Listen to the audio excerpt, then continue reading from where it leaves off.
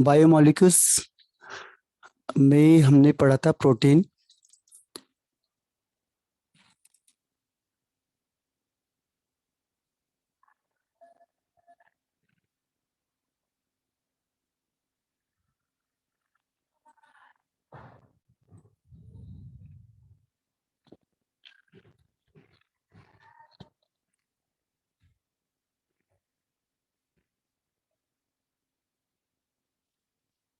Amino acid और उसके बाद क्लासिफिकेशन, फिर ज्विटर आयन, फिर स्ट्रक्चर ऑफ प्रोटीन में पेप्टाइड लिंकेज या पेप्टाइड बॉन्ड, फिर उसके बाद डाइपेप्टाइड, ट्राइपेप्टाइड, टेट्रा। तो यहाँ तक कल हो चुका था।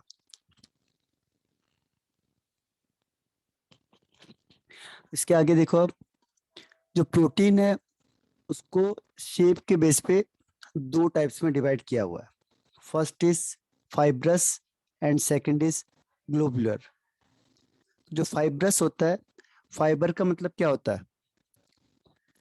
फाइबर मीन्स होता है, फाइबर मीन्स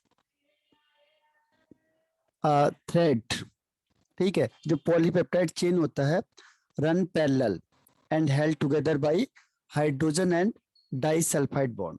जैसे ये थ्रेड लाइक स्ट्रक्चर ये। और जो एक और जो दूसरे है, ये कौन कौन से बॉन्ड के थ्रू अटैच होते हैं? पहला हाइड्रोजन बॉन्डिंग, इसमें कौन सी बॉन्डिंग हो जाएगी? Hydrogen bonding. दूसरा disulphide bond, disulphide bond किसके बीच में? दो पॉलीपेप्टाइड के बीच में। ये थ्रेड लाइक स्ट्रक्चर होता है। ठीक है, फाइबर लाइक स्ट्रक्चर या थ्रेड, इसीलिए इसे कहते हैं फाइब्रस प्रोटीन। अब इसमें ये वाटर में इनसॉल्युबल होता है, पहली चीज। इसका एग्जाम्पल इंपॉर्टेंट है, उसे याद करना है। केराटिन होता है प्रेजेंट इन हेयर, वूल और सिल्क में। और दूसरा है मायोसिन इन मसल्स में। तो ये ध्यान रखना है, इसमें एक एग्जाम्पल ज्यादा पूछा हुआ है। ठीक है, तो एग्जाम्पल में क्या याद रखना है आपने?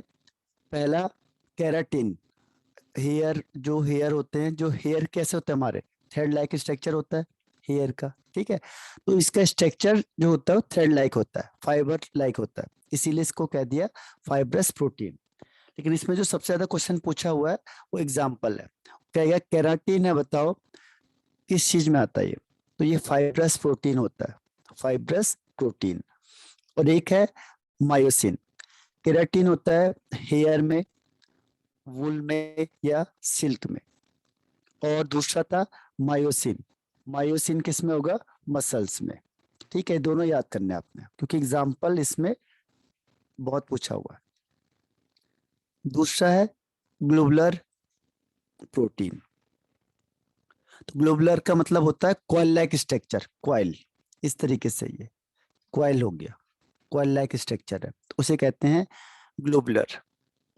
ठीक है, इसमें जो पॉलीपेप्टाइड चेन है कैसे हो जाएगी? Coil around. और इसका शेप कैसा हो जाएगा? Spherical shape. कॉइल होने की वजह से इसका शेप हो जाता है स्पेरिकल शेप।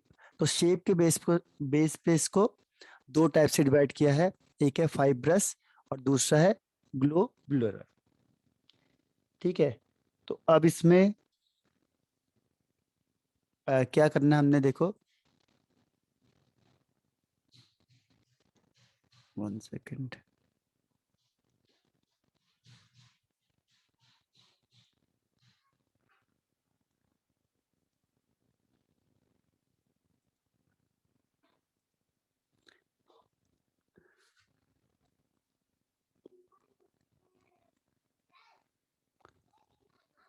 इसमें भी एग्जाम्पल को याद रखना है। एग्जाम्पल क्या है इसमें? देखो, ये वाटर में सॉल्युबल होता है, वो वाटर में इनसॉल्युबल होता है। एग्जाम्पल है इसका इंसुलिन एंड एल्बुमिन्स। ठीक है, ये एग्जाम्पल है किसका? ग्लोबुलर प्रोटीन का। तो ये एग्जाम्पल इसमें ज्यादा पूछा हुआ है, ध्यान रखना। इंसुलिन एंड एल्बुमिन्स, ठीक, ये एग वगैरह में होता है। तो ये है ग्लोबुलर प्रोटीन का एग्जाम्पल। और फाइबर वाले का है केराटिन एंड मायोसिन। ठीक है, तो एग्जाम्पल इसको जरूर याद कर लेना, क्योंकि एग्जाम्पल ही इसमें पूछा जाता है। अब है स्ट्रक्चर और शेप के बेस पे इसको 4 टाइप से डिवाइड किया हुआ है।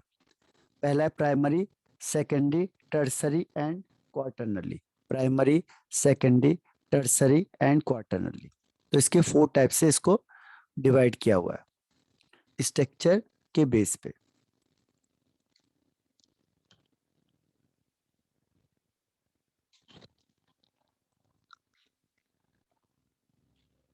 पहला देखते हैं प्राइमरी। प्राइमरी बहुत इजी है। इसमें क्या करना है आपने, जो प्रोटीन लिया आपने, जैसे कोई भी प्रोटीन है आपका ABC करके भी, तो एक स्पेशल सीक्वेंस में लगे होते हैं। जितने भी टाइप के प्रोटीन है वो एक स्पेशल सीक्वेंस में लगे होते हैं, तो उसे कहते हैं प्राइमरी प्रोटीन, यानी वन डायमेंशनल होगा ये। एक स्पेसिफिक सीक्वेंस में क्या होंगे, एक दूसरे से अटैच होंगे। ठीक है, तो जितने भी टाइप के प्रोटीन है वो एक स्पेसिफिक सीक्वेंस में लगे होंगे। अगर आपने सीक्वेंस चेंज कर दिया तो वो दूसरा प्रोटीन हो जाएगा। यानी कि in different way we can say that different protein has different structure. जैसे ये एक प्रोटीन का है, अगर आपने बी को आगे लिख दिया, ए को पीछे लिख दिया, तो ये दूसरा प्रोटीन बन जाएगा। ठीक है, तो जैसे सीक्वेंस में थोड़ा सा भी एक चेंज करोगे तो क्या होगा, वो अलग प्रोटीन हो जाएगा। तो उसे कहेंगे प्राइमरी स्ट्रक्चर ऑफ प्रोटीन। इसमें क्या होगा, एक सीक्वेंस में लगे होते हैं वन टाइप के, मतलब जो अ, ये अमीनो एसिड होते हैं, ये क्या होते हैं, एक सीक्वेंस में, स्पेसिफिक सीक्वेंस में लगे होते हैं, वन डायमेंशनल, इसीलिए से कहते हैं प्राइमरी। अगर आपने सीक्वेंस चेंज किया तो प्रोटीन भी चेंज हो जाएगा। अब आता है सेकेंडरी स्ट्रक्चर। सेकेंडरी मतलब 2D, टू डायमेंशनल। ठीक है, तो इसमें on the basis of R, जो आर होता है, जैसे हमने अमीनो एसिड किया था सी, यहाँ पे H, और यहाँ पे NH2, और इसमें COH।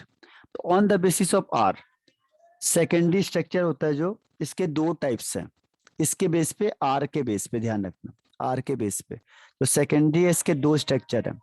पहला स्ट्रक्चर क्या है इसमें, पहला है अल्फा हेलिक्स, अल्फा हेलिक्स, और दूसरा इसमें बीटा प्लेटेड, बीटा प्लेटेड। ठीक है, पहला क्या था, अल्फा हेलिक्स, और दूसरा है बीटा प्लेटेड, बीटा प्लेटेड। इसमें क्या होता है देखो, अगर आर का साइज बड़ा हो गया तो हो गया अल्फा हेलिक्स, और अगर आर है जो इसका साइज क्या है, स्मॉल है, तो बनेगा बीटा प्लेटेड। ठीक है, 2 नाम याद रखने, अल्फा हेलिक्स और बीटा प्लेटेड। इसके बेस पे डिवाइड हुए, आर के साइज के बेस पे। अगर आर का साइज बड़ा हो गया तो उसे कहेंगे अल्फा हेलिक्स, और अगर आर का साइज छोटा है तो उसे कहेंगे बीटा प्लेटेड। तो अब देखो, ये जो स्ट्रक्चर दिख रहा है आपको, ये है अल्फा हेलिक्स स्ट्रक्चर, और इसमें किधर की साइड लगा हुआ है देखो, ये राइट हैंड साइड में इस टर्न कर रहा है। इसका टर्न किधर की साइड है, राइट हैंड साइड में। ठीक है, तो ये ध्यान रखना है। और इसमें जो बैकबोन होता है पॉलीपेप्टाइड का, वो किससे कनेक्ट होता है, वो होता है हाइड्रोजन बॉन्डिंग से। ध्यान रखना, ये देखो, ये CO है और यहाँ NH है, तो एक का ऊपर जब आप इस लाइन में जाओगे तो यहाँ हो गया C डबल बॉन्ड O, और जब ये दूसरी लाइन जा रही है तो इसका हो गया NH, क्योंकि अमीनो एसिड में C और NH होता है, तो यहाँ पे C और O के बीच में क्या होता है, हाइड्रोजन बॉन्डिंग हो जाती है, हाइड्रोजन बॉन्डिंग। तो ये बॉन्डिंग वाला क्वेश्चन भी पूछा हुआ है इसमें, कि अल्फा हेलिक्स या बीटा प्लेटेड स्ट्रक्चर में जो बॉन्डिंग होगी वो कौन सी बॉन्डिंग होती है, तो आंसर है इसमें हाइड्रोजन बॉन्डिंग। ठीक है, ये जितने भी आपको बॉन्डिंग दिख रहे हैं डॉट लाइन वाले, ये डॉट लाइन है, ये हाइड्रोजन बॉन्डिंग है। जितनी भी डॉटेड लाइन है, डॉटेड लाइन, ध्यान रखना, वो कौन सी बॉन्डिंग है, हाइड्रोजन बॉन्डिंग है। तो इसमें जो बॉन्डिंग होती है वो कौन सी, ये होती है हाइड्रोजन बॉन्डिंग। और यहाँ पे जो ये प्राइमरी है ये बैंड हो जाता है, यानी पहले क्या था, सीक्वेंस में था, अब ये फोल्ड हो गया। तो जैसे ही फोल्ड होगा अब ये सेकेंडरी बन जाएगा। ठीक है, regular folding of the backbones of polypeptide chain. Regular पहले क्या था, प्राइमरी में क्या था, एक डायरेक्शन में सीधी लाइन। अब आपने सीधी लाइन को क्या कर दिया, बेंड कर दिया, इसको, इसके बैक बॉन्ड को क्या कर दिया, बैकबोन को फोल्ड कर दिया, तो जैसे आप फोल्ड करोगे ये सेकेंडरी बन जाएगा। ठीक है, तो फोल्ड करने से बनता है जो प्राइमरी स्ट्रक्चर है, अगर आप उसको रेगुलर फोल्ड करते हुए चले जाओगे तो उससे कौन बनेगा, सेकेंडरी स्ट्रक्चर ऑफ प्रोटीन। और इसमें जो दो ग्रुप होते हैं ये, इसके बीच में हाइड्रोजन बॉन्डिंग होती है CO और NH के बीच में। इसके बाद नेक्स्ट इसमें आता है कि इसका स्ट्रक्चर कैसे दिख रहा है, देखो अल्फा हेलिकल स्ट्रक्चर, ये दिख रहा होगा अब आपको ज्यादा क्लियर। तो इसमें देखो, इसमें क्या होता है कि by twisting into right handed screw या हेलिक्स स्क्रू, देखो मैंने आपको कहा था कि जब ये बेंड हो रहा है किधर की साइड जा रहा है, राइट हैंड साइड में, ये क्या हो जाता है, ट्विस्ट हो जाता है। तो twisting toward into the right handed screw या helix with each amino acid, और इसमें हाइड्रोजन बॉन्डिंग होगी। ठीक है, तो इसको ध्यान रखना है आपने। तो इसमें इतना ही है बस, वो कहता है कि ये राइट हैंड साइड में ट्विस्ट होगा, और दूसरी चीज क्या है, इसके बीच में हाइड्रोजन बॉन्डिंग होगी। जितने भी डॉटेड लाइन से दिख रहे हैं ये हाइड्रोजन बॉन्डिंग है। अब आता है बीटा प्लेटेड। बीटा प्लेटेड में क्या होता है, ये शीट लाइक स्ट्रक्चर होते हैं, जैसे अपनी आपकी बुक होती है, बुक में शीट्स होते हैं या पेपर होते हैं, तो ये पेपर लाइक स्ट्रक्चर होता है। कौन सा, बीटा प्लेटेड शीट स्ट्रक्चर भी कहते हैं इसे, क्योंकि शीट का जैसा दिखता है बिल्कुल। ठीक है, all peptide chain are stretch out to nearly maximum extension. ठीक है, इसमें ये देखो ये क्या करेगा, इधर से इसमें भी क्या होता है, हाइड्रोजन बॉन्डिंग होती है। जैसे ये एक साइड हो गया, एक दूसरा ये है, तीसरा ये है, तो इन दोनों के बीच में कौन सी बॉन्डिंग होगी, हाइड्रोजन बॉन्डिंग होगी।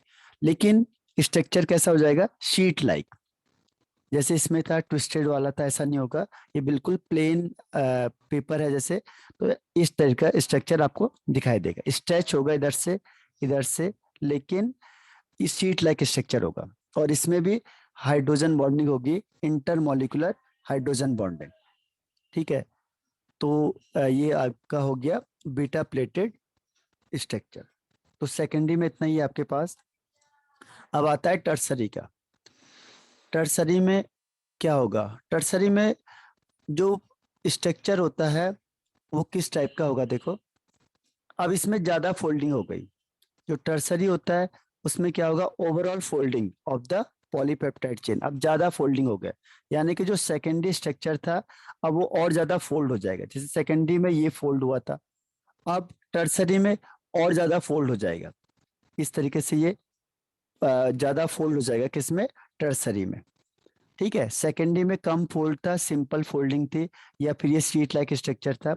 लेकिन टर्सरी में वो कहता है पहली चीज, जो सेकेंडरी स्ट्रक्चर है उससे ज्यादा फोल्डिंग टर्सरी में हो जाती है, पहली चीज। दूसरा, इसके भी दो टाइप्स होते हैं, फाइब्रस और ग्लोबुलर। ठीक है, दोनों इसके भी टाइप्स होते हैं जैसे हमने दिखाया था। लेकिन एक और चीज इसमें मेन होती है कि इसमें कौन कौन से फोर्स होते हैं। तो इसमें फोर्स वाला क्वेश्चन ज्यादा पूछा हुआ है कि वो कहेगा टर्सरी में कौन सा फोर्स होता है। ठीक है, तो इसमें याद रखना है hydrogen bonding, disulphide, van der Waals and electrostatic force of attraction. Hydrogen bonding जैसे अभी हमने किया था, C डबल बॉन्ड O, यहाँ से NH होगा, तो इन दोनों के बीच में हाइड्रोजन बॉन्डिंग हो जाएगी। डाइसल्फाइड कब होगा, जब यहाँ भी सल्फर यहाँ भी सल्फर होगा, तो इन दोनों के बीच में अगर बॉन्डिंग होती है तो उसे कहते हैं डाइसल्फाइड लिंकेज। तीसरा इसमें आता है वैंडरवाल या फिर डाइपोल डाइपोल इंटरेक्शन। इसमें क्या होता है, एक में चार्ज डेवलप होता है और इसमें भी चार्ज डेवलप होता है, तो इन दोनों के बीच में एक बॉन्डिंग होती है, उसे कहते हैं वैंडरवाल फोर्स या डाइपोल डाइपोल इंटरेक्शन। क्योंकि दोनों में पोल है, चार्ज है, तो प्लस और माइनस की वजह से क्या होता है, इसके बीच में फोर्स ऑफ अट्रैक्शन होता है, इसीलिए इसे कहते हैं डाइपोल डाइपोल इंटरेक्शन या वैंडरवाल फोर्स। और ये डाइपोल है, डाइपोल का मतलब स्लाइटली चार्ज डेवलप होगा। और चौथा है electrostatic force of attraction. Electrostatic में कंप्लीट चार्ज डेवलप हो जाता है, प्लस और माइनस का कंप्लीट चार्ज क्या होगा, डेवलप होगा। तो इसमें आयंस बन जाते हैं। अब आयंस के बीच में जो फोर्स ऑफ अट्रैक्शन होगा उसे कहते हैं इलेक्ट्रोस्टैटिक फोर्स ऑफ अट्रैक्शन। तो इसमें 4 तरीके के फोर्स ऑफ अट्रैक्शन होते हैं, तो इसको याद रखना पड़ेगा आपको, क्योंकि इनमें से ही क्वेश्चन पूछ सकता है वो। तो इलेक्ट्रोस्टैटिक फोर्स ऑफ अट्रैक्शन किसके बीच में होगा? आयंस के बीच में। और वैन डर वाल फोर्स होता है जनरली मॉलिक्यूल या स्लाइटली चार्ज वाले के बीच में। डाई सल्फाइड लिंकेज होता है जब सल्फर के बीच में बॉन्डिंग होती है। और हाइड्रोजन बॉन्ड का मतलब ये वाला जो ये दिख रहा है आपको NH और CO, इसके बीच में जो बॉन्डिंग होगी वो होगी हाइड्रोजन बॉन्डिंग। तो टर्सरी में 4 टाइप के फोर्स होते हैं, ठीक है। तो इसमें दोनों चीज इंक्लूड होती है, सेकेंडरी एंड टर्सरी। और फोर्स होता है 4, hydrogen bonding, disulphide, van der Waals and electrostatic force of attraction. अब इसमें लास्ट आता है क्वार्टरनली या 4 डिग्री, ठीक है। इसमें क्या होता है कि जो 2 और मोर पॉलीपेप्टाइड चेन होते हैं ये सारे के सारे मिलके एक सब यूनिट बनाते हैं, ठीक है। सबके सब मिल जाते हैं, जैसे प्राइमरी सेकेंडरी टर्सरी जो भी होगा ये एक ग्रुप ये बना देगा, इसे कहते हैं सब यूनिट। एक ऐसे ही ग्रुप दूसरा भी बना लेगा जिसमें हर एक टाइप के मिक्सअप हो जाएंगे, इसको कहेंगे सेकेंड सब यूनिट। अब इस सब यूनिट और इस सब यूनिट के बीच का जो इंटरेक्शन होता है तो इसके बीच इसका कॉम्बिनेशन होता है, इसी को कहते हैं क्वार्टरनली स्ट्रक्चर ऑफ प्रोटीन्स। तो the special arrangement of these subunits with respect to each other, एक दूसरे के रिस्पेक्ट में जो स्पेस में अरेंजमेंट होगा। स्पेशल अरेंजमेंट का मतलब होता है स्पेस में जो अरेंजमेंट होता है, ये स्पेशल अरेंजमेंट का मतलब स्पेस में जो अरेंजमेंट होगा, arrangement in space, arrangement in space, ठीक है, उसे कहते हैं स्पेशियल अरेंजमेंट।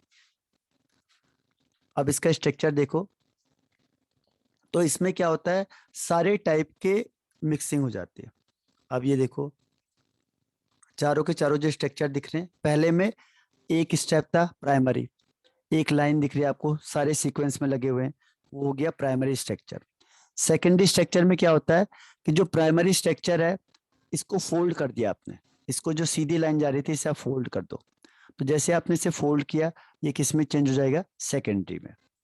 और इसमें जो बॉन्ड होगा हाइड्रोजन बॉन्डिंग होगी। फिर आपने इसे फर्दर फोल्ड कर दिया, इसके बाद देखो इसके बाद और ज्यादा फोल्डिंग हो गई, और ज्यादा फोल्डिंग होगी तो इस तरीके से दिखेगा आपको, ठीक है। तो ये बन गया आपका टर्सरी।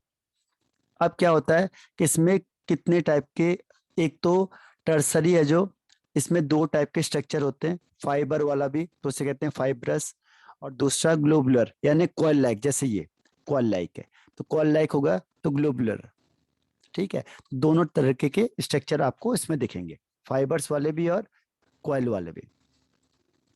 लेकिन वो कहता है इसके बीच में जो टर्सरी होता है इसमें 4 तरीके के फोर्स होते हैं, हाइड्रोजन बॉन्डिंग होती है, दूसरा डाई सल्फाइड लिंकेज होता है, तीसरा वैन डर वाल फोर्स होता है, और चौथा होता है इलेक्ट्रोस्टैटिक फोर्स ऑफ अट्रैक्शन। तो 4 तरीके के फोर्स इसमें होते हैं टर्सरी में। और फिर होता है क्वार्टरनली, इसमें क्या होता है कि जो सेकेंडरी प्राइमरी सेकेंडरी या टर्सरी ये तीनों मिलके आपस में एक यूनिट बनाते हैं, इसे कहते हैं सब यूनिट। एक सब यूनिट ये हो गया, एक ऐसे ही दूसरा हो जाएगा। अब ये दोनों आपस में कंबाइंड हो जाएंगे तो उसे कहेंगे, जो 2 सब यूनिट होते हैं वो आपस में कंबाइंड हो जाएंगे तो उसे कहेंगे क्वार्टरनली स्ट्रक्चर। देखो इसको यहाँ ज्यादा अच्छा दिखाया हुआ है, इसके आगे ये देखो ये वाला स्ट्रक्चर, इसमें जो क्वार्टरनली है, ये देखो क्वार्टरनली स्ट्रक्चर में क्या है कि एक ये वाला सब यूनिट हो गया, एक दूसरा ये वाला सब यूनिट हो गया, अब ये दोनों आपस में कंबाइंड हो गए तो उसे कहते हैं क्वार्टरनली स्ट्रक्चर। प्राइमरी आपको ऐसे दिखेगा, सेकेंडरी आपको इस तरीके से दिखेगा, थर्ड टर्सरी ये वाला है और फोल्ड कर दिया हमने। और क्वार्टरनली में जो सब यूनिट बनाएंगे उसमें प्राइमरी सेकेंडरी टर्सरी सबको मिक्स कर दिया, तो इस तरीके से फोल्ड कर देते हैं तो इसे कहते हैं एक सब यूनिट। ऐसी ज्यादा सब यूनिट आपस में कंबाइंड हो जाती है, उसी को कहते हैं क्वार्टरनली स्ट्रक्चर।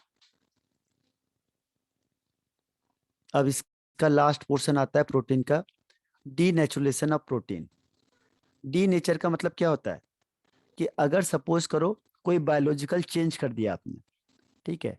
डी नेचर का मतलब क्या हुआ, बायोलॉजिकल चेंज करना किसी भी कंपाउंड में। जैसे एग्जांपल के लिए मैं आपको बताता हूँ, एग है, एग को आपने क्या किया, हीट करे, यानी टेम्परेचर चेंज करना है, ठीक है। तो बायोलॉजिकल चेंज कब होगा, देखो पहला क्या करेंगे, अगर आपने टेम्परेचर चेंज कर दिया, हीट दे दी या टेम्परेचर को चेंज कर दिया, या फिर दूसरा चेंज इन पीएच, पीएच को चेंज कर दिया। अगर पीएच को चेंज करेंगे या टेम्परेचर को चेंज करेंगे तो क्या होगा, बायोलॉजिकल उसकी जो एक्टिविटी है वो खत्म हो जाएगी, ठीक है। बायोलॉजिकल एक्टिविटी क्या हो जाएगी, डिस्ट्रॉय हो जाएगी, खत्म हो जाएगी। तो उसी को हम कहते हैं, उसको डी नेचर कर दिया, उसको हमने क्या कर दिया, डी नेचुरल कर दिया, इसीलिए इसका नाम ही पड़ गया डी नेचुरलेशन ऑफ प्रोटीन। अब जैसे एग है, आपने इसको बॉयल कर दिया, बॉयल करके जो बनेगा वो क्या हो गया, सॉलिड स्टेट में हो गया, ठीक है। अब पहले क्या था, लिक्विड में था, तो यहाँ पे टेम्परेचर चेंज किया आपने। पीएच चेंज के लिए क्या है, जैसे मिल्क है, और मिल्क को आपको किस में कर दिया, कर्ड में, ठीक है। मिल्क को कर्ड में चेंज कर दिया, तो यहाँ पे क्या चेंज होगा, पीएच। तो अगर पीएच चेंज करके या टेम्परेचर चेंज करके आप किसी भी कंपाउंड की अगर बायोलॉजिकल एक्टिविटी को डिस्ट्रॉय कर देते हो, तो उसी को हम क्या कहते हैं, डीनेचुरेशन ऑफ प्रोटीन, ठीक है। जो प्रोटीन था वो क्या हो गया, प्रोटीन डीनेचर हो गया ना, उसने अपनी एक्टिविटी, बायोलॉजिकल एक्टिविटी लॉस्ट कर दी, ठीक है। और किसकी वजह से, या तो physical change like change in temperature, या फिर chemical change like change in pH. PH का आपको एग्जांपल बता दिया मैंने, कौन सा, मिल्क, मिल्क से किस में चेंज हो जाएगा, कर्ड में, तो इसमें पीएच चेंज हो गया, इसमें पीएच क्या होगा, चेंज हो जाएगा। और टेम्परेचर के लिए मैंने आपको बताया, एग है, एग है, इसको आपने क्या कर दिया, बॉयल कर दिया, तो बॉयल एग जो होगा, एग जो होगा, उसका टेम्परेचर चेंज हो जाएगा, ठीक है। तो टेम्परेचर के चेंज की वजह से या पीएच के चेंज की वजह से क्या होता है, जो भी प्रोटीन होता है वो अपनी बायोलॉजिकल एक्टिविटी को क्या करता है, लॉस्ट कर देता है, ठीक है। उसको कहते हैं डीनेचुरेशन ऑफ प्रोटीन, ठीक है। इसमें होता क्या है फिर, इसमें ये होता है कि जो भी इसका स्ट्रक्चर होता है, ग्लोबुलर या हेलिक्स वाला, ये जो फोल्ड थे वो अनफोल्ड हो जाते हैं, ठीक है। जैसे फोल्ड हुए थे, अब ये अनफोल्ड हो गए, अब ये सीधा आ गए। यानी इन शॉर्ट में अगर मैं कहूँ आपसे, तो शॉर्ट में हम ये कह सकते हैं कि जो सेकेंडरी स्ट्रक्चर था या टर्सरी था, ये डिस्ट्रॉय हो जाता है, खत्म हो जाता है, और ये किस में चेंज हो जाता है, प्राइमरी में। क्योंकि प्राइमरी कैसा होता है, ऐसा। अब ये अनफोल्ड हो गया, ये अनकॉइल्ड हो गया, तो कैसे हो जाएगा, पहले फोल्ड होगा तो सेकेंडरी वाला था, और ज्यादा फोल्ड होगा तो टर्सरी था।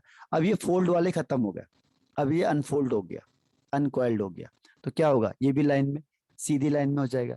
तो इसमें क्वेश्चन पूछता है वो कि डीनेचुरेशन ऑफ प्रोटीन में बताओ कौन सा स्ट्रक्चर डिस्ट्रॉय होता है और कौन सा इंटैक्ट रहता है, सेम रहता है, ठीक है। तो सबसे पहले हमें देखना है, देखो ये प्रोटीन अपनी बायोलॉजिकल एक्टिविटी को लॉस कर देता है, किसकी वजह से, अनफोल्ड या अनकॉइल की वजह से। तो इसका मतलब ये हुआ कि जो सेकेंडरी और टर्सरी था, क्योंकि ये तो फोल्ड से बन रहे, तो ये क्या हो जाएंगे, डिस्ट्रॉय हो जाएंगे। सेकेंडरी और टर्सरी क्या हो जाएंगे, डिस्ट्रॉय। केवल जो प्राइमरी स्ट्रक्चर है वो क्या रहेगा, सेम रहेगा, ध्यान रखना। तो डीनेचुरेशन ऑफ प्रोटीन में या तो एग्जांपल पूछेगा, और यह स्ट्रक्चर के बेस पे क्वेश्चन आता है कि अगर डीनेचुरेशन ऑफ प्रोटीन होगा तो कौन सा स्ट्रक्चर डिस्टर्ब या डैमेज होता है और कौन सा नहीं होता।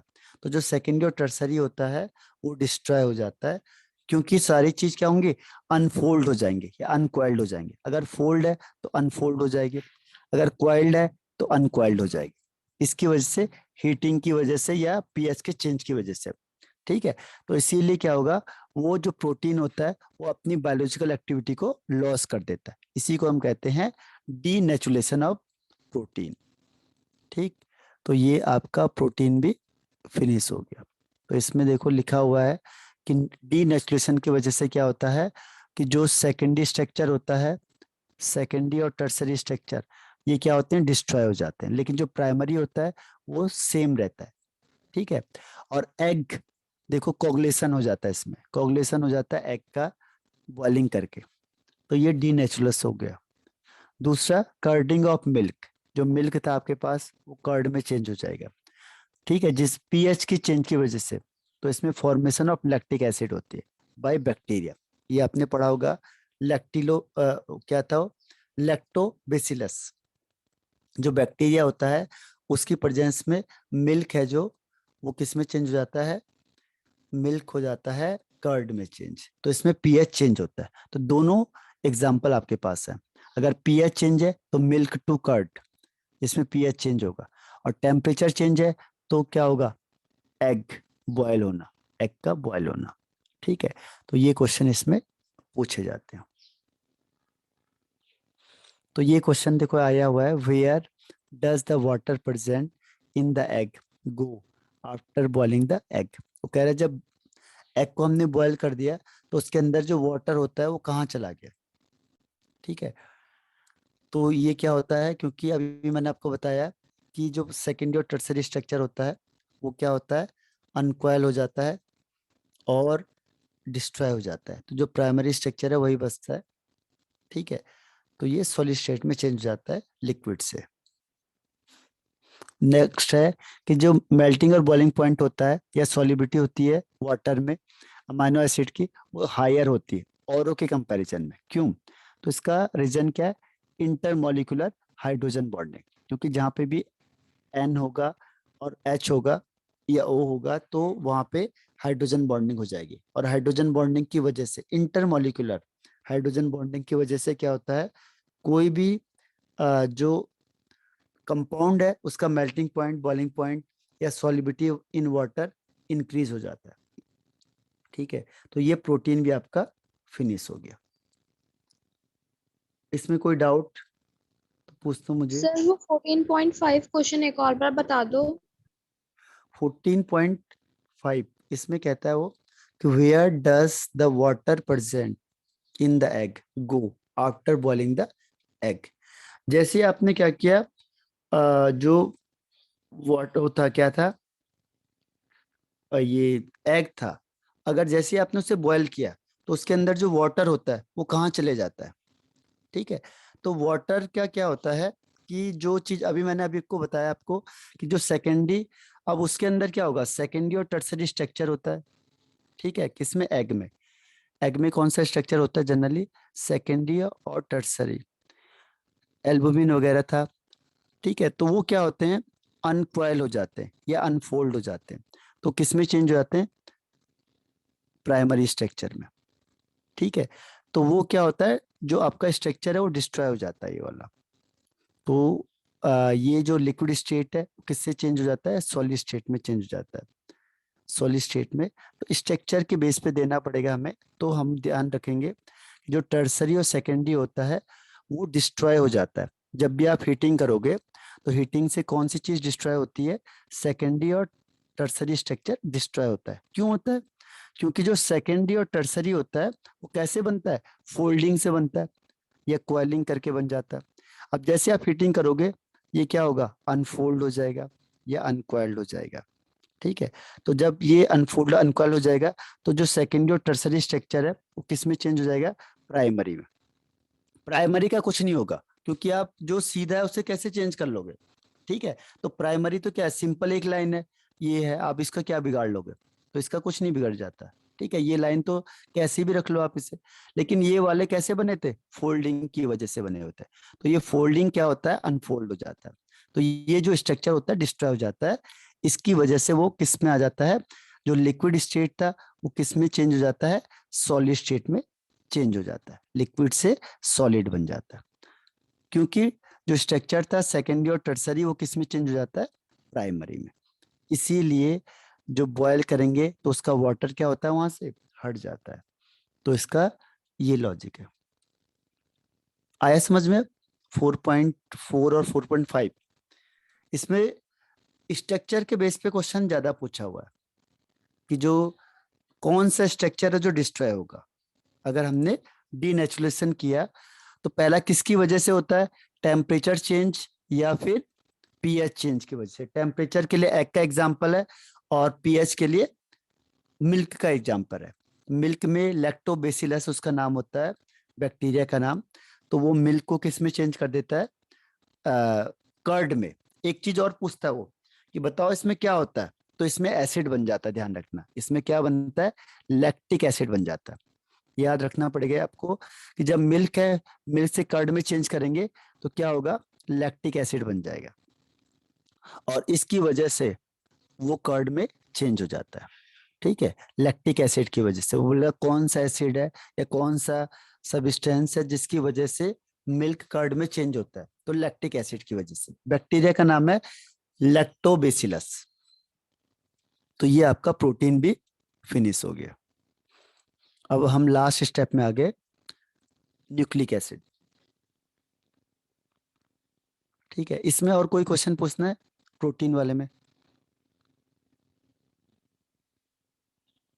बताओ मुझे, आगे बढ़ जाओ ना। बस ये लास्ट स्टेप में पहुंच गए हम लोग अब।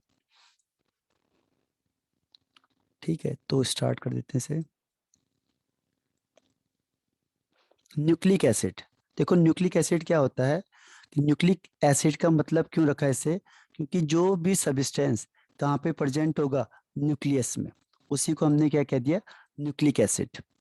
ठीक है, जो भी सब्सटेंस कहाँ पे प्रेजेंट होगा, न्यूक्लियस में, उसको हम कहते हैं न्यूक्लिक एसिड।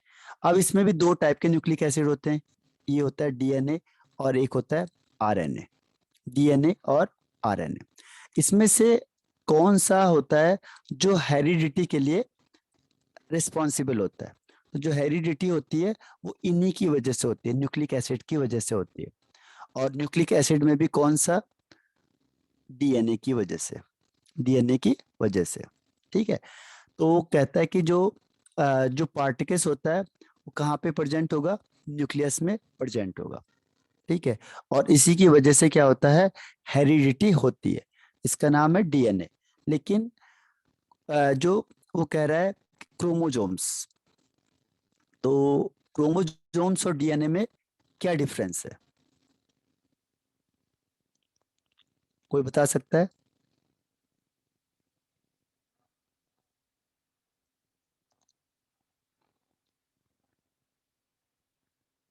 Any reply.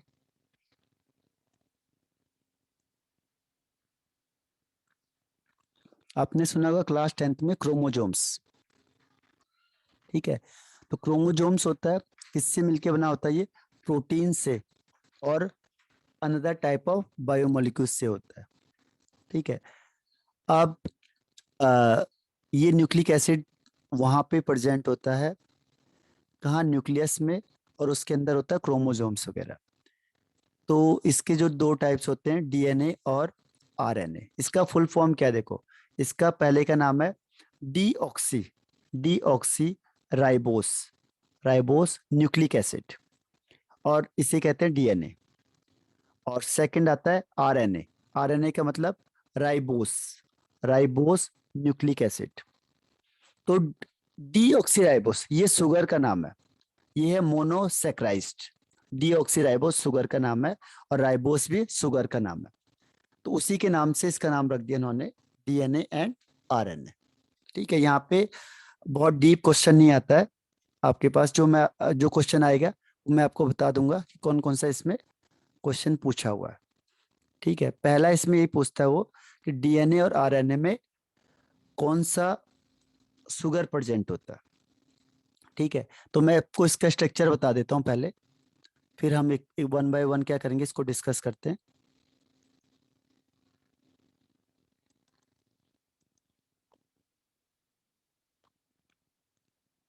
देखो पहले मैं आपको इसका स्ट्रक्चर बता देता हूँ कि कैसे होगा। ये आपके पास क्या है, न्यूक्लिक एसिड। तो जो न्यूक्लिक एसिड होता है, जनरली ये होता है पॉलीमर ऑफ न्यूक्लियोटाइड्स, न्यूक्लियोटाइड्स। अब न्यूक्लियोटाइड्स किससे मिलकर बना होता है, ये होता है nucleosides, nucleosides plus phosphoric acid, phosphoric acid. Phosphoric acid का फॉर्मूला होता है H3PO4। न्यूक्लियोसाइड्स होता है जो, इसके भी दो टाइप्स हो जाते हैं, इसके भी दो टाइप हो जाते हैं। पहला होता है पेंटोज शुगर, पेंटोज शुगर। और दूसरा होता है नाइट्रोजिनस बेस, नाइट्रोजिनस बेस। इसी डायग्राम से पूरा चैप्टर खत्म हो जाएगा, ठीक है, क्योंकि इसी को डिटेल में पढ़ेंगे फिर हम। तो नाइट्रोजिनस बेस और पेंटोज शुगर। शुगर भी दो टाइप का होता है जो मैंने अभी बताया आपको। एक होता है डीऑक्सीराइबोस। अब इसे डीऑक्सीराइबोस क्यों कहते हैं? डी का मतलब होता है रिमूवल ऑफ, ऑक्सी मतलब ऑक्सीजन, जिससे ऑक्सीजन रिमूव हो गया, और दूसरा राइबोस। तो डीएनए में डीऑक्सीराइबोस होता है और आरएनए में राइबोस होता है। तो जो राइबोस होता है उसी से ऑक्सीजन को बाहर निकाल दो, सेकंड वाले पोजीशन से ऑक्सीजन को बाहर निकाल दिया, उसी को कहते हैं डीऑक्सीराइबोस। डी मतलब रिमूवल, ऑक्सी मतलब ऑक्सीजन, यानी जो राइबोस था उससे हमने क्या हटा दिया, ऑक्सीजन को रिमूव कर दिया सेकेंड वाले पोजीशन से, तो उसी को डी कह देते हैं, डी ऑक्सीराइबोस और राइबोस।